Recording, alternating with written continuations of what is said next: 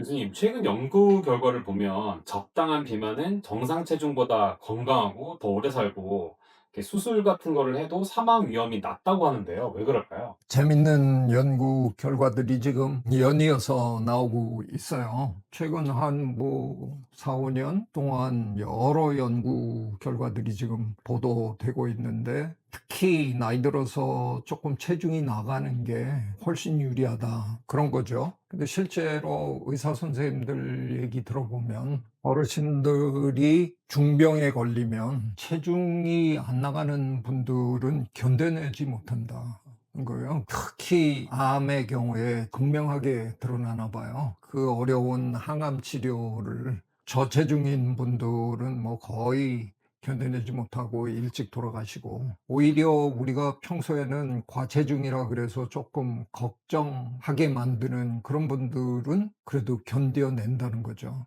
곡기를 끊으시고 며칠 내로 돌아가셨다.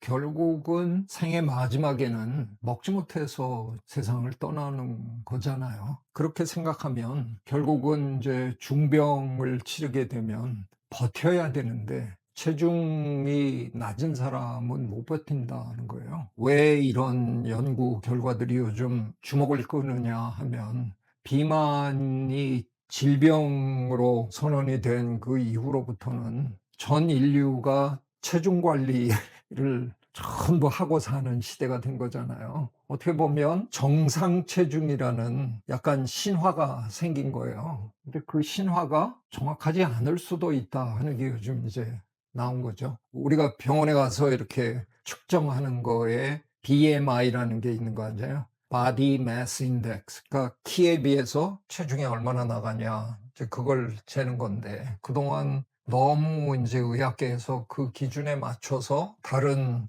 제안 내지 지시 사항들을 다 만든 건데, 어쩌면 그 기준이 그렇게 올바른 기준이 아니었을 수도 있겠다 하는 거예요. 제가 본 논문들에 의하면 22년경에 나온 논문에 보면 미국인 한 50만 명 정도를 한 20년 동안 계속 추적을 해갖고 데이터 분석해서 내놓은 결론인데, 그 지수별로 이렇게 측정을 해봐도 나이가 좀 든 계층에서, 비만은 아니지만 과체중, BMI로 치면 지수가 25에서 한 30 사이를 우리가 과체중이라 그러잖아요. 그분들의 생존율이 5 내지 한 7% 정도 오히려 더 높았다라는 이제 연구 결과가 나온 거예요. 상당히 흥미로운 결과였던 거죠. 또 재밌는 논문이 나왔었는데요. 2024년에 나온 논문에 의하면 아예 초고령층을 그 사람들은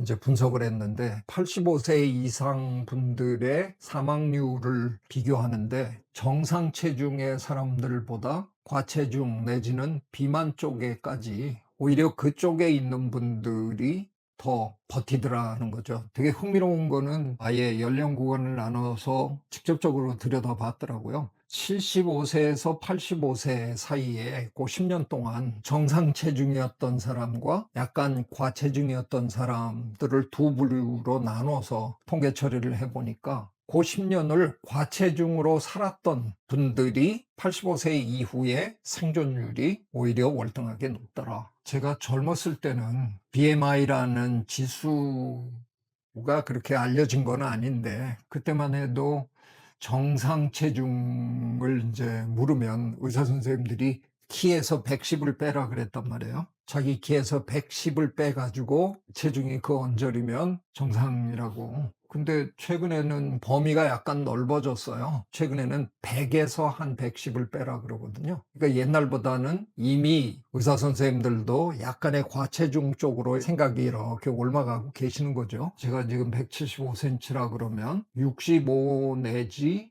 한 75kg 정도 사이면 정상 체중이라는 거예요. 저는 이제야 겨우 정상 체중의 턱걸이를 이제 시작한 거예요.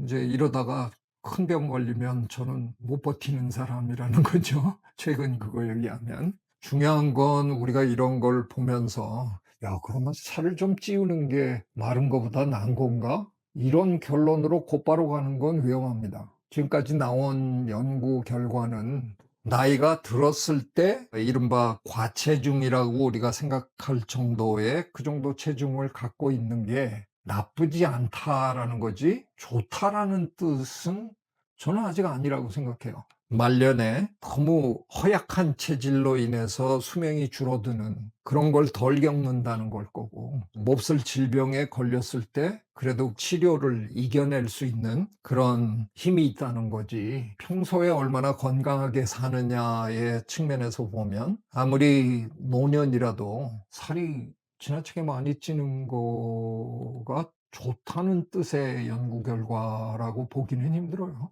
제 또래들한테는 뭐 완벽한 필독서가 삼국지였거든요. 삼국지에 보면 동탁이 여포의 꾀에 넘어가서 황제가 부르는 줄 알고 궁궐로 들어가다가 여포한테 살해당하는 장면이 나오잖아요. 근데 그 삼국지에 따르면 살해된 다음에 이제 길바닥에 버려졌는데 군졸 중에 누구 하나가 배꼽에다가 심지를 꼽아가지고 불을 붙였다는 얘기가 나오잖아요. 며칠 동안 불꽃이 꺼지지를 않더라. 얼마나 배에 기름이 많았으면 겨울에 타느냐, 뭐 이 얘기를 한 건데. 근데 저는 제가 읽은 논문 중에서 우리 저 고려대 안암병원 연구진이 낸 논문이 분석을 세밀하게 잘했다고 생각하는데요. 그러니까 우리가 BMI 하면 바디 매스를 측정하는 거란 말이에요. 그 전에는 우리가 바디 매스라고 안 그러고 바디 웨이트라고 그냥 측정하던 시절이 있단 말이에요. 몸 무게를 재는 거죠. 지금은 바디 웨이트라고 안 하고 바디 매스라고 하는 건 단순한 무게가 아니라 그 무게가 얼마나 다른 성격의 무게냐, 이걸 이제 들여다보겠다고 해서 만든 어떻게 보면 새로운 지수인 건데, 몸무게가 나가는 이유는 여러 가지가 있을 거 아니에요.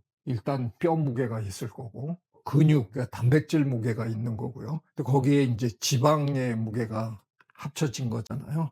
근육의 무게가 체중의 상당 부분을 차지하는 사람이 있을 거고, 지방의 무게로 상당 부분의 체중이 결정되는 사람이 있을 거 아니에요. 그래서 사실은 그냥 단순하게 체질량 지수를 따지면 안 되고요. 체지방률하고 지방을 뺀 상황에서 질량을 또 재야 되는 거죠. 보통 FM이라고 부르거든요. FM은 Fat Mass라고 그래서 지방의 무게로 그 사람의 체중이 얼마를 차지하느냐를 결정하는 거고요. FFM은 Fat Free Mass라 그래서 지방을 뺀 나머지가 그 사람의 체중에 얼마를 차지하느냐. 고려대 연구진은 그런 것들을 세밀하게 쭉 들여다봤어요. 이른바 우리가 마른 비만이라고 그러잖아요. 몸은 호리호리한데 배만 이렇게 톡 튀어나온 분들 계시잖아요.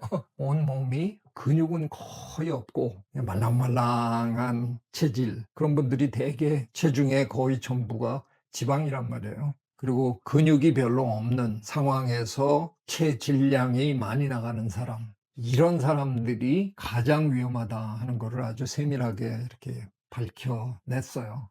그런 게 저는 되게 중요한 연구라고 생각해요. 배가 나와서 복부 비만이거나 내장 비만이거나 체중에 늘어난 부분이 거의 다 지방 덕택에 늘어난 거라든가, 그러면 그분은 별로 건강한 분이 아니라는 거죠. 그래서 어떻게 보면 이제 이 기준을 조금 바꿀 때가 된 게 아닌가 하는 게 그런 연구를 하는 분들의 대체적인 취지인 것 같아요.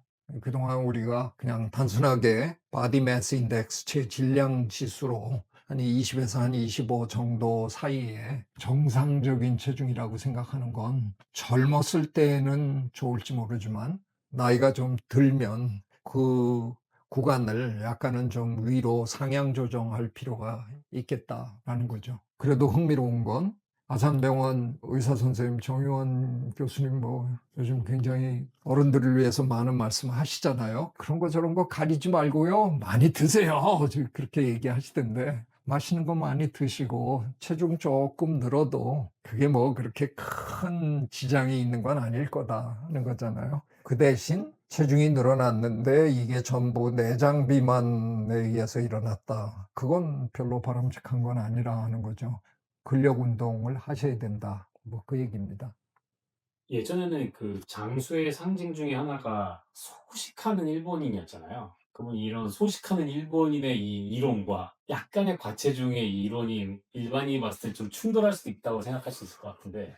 그렇습니다. 제가 얼마 전에 어느 동영상을 우연히 봤는데 제 스승님을 인터뷰한 동영상이었어요. 지금도 서울대 근처에 있는 백신 연구소에 매일같이 출근하신다는 조완규 교수님 인터뷰 영상이었는데요. 근데 지금 거의 100세 가까이 되셨거든요. 지금도 매일 출근하시고요. 만보 가까이 매일 걸으시고, 그 동영상에서 처음 알게 된 사실이 저랑 똑같이 식탐이 없으시더군요. 식사는 어떻게 하세요? 그러니까 별로 먹고 싶은 게 없어서 뭐 그냥 아침에 뭐 빵 한 조각 뭐 이렇게 해서 조금 먹고, 웬만하면 점심은 안 드시고 저녁에 소식하시고 뭐 사는데 전혀 지장 없어, 그렇게 얘기를 하시더라고요. 제가 딱 그렇거든요. 그러니까 그냥 저는 있으면 먹고, 먹기 위해서 뭔가를 이렇게 막 노력하거나 그러진 않거든요.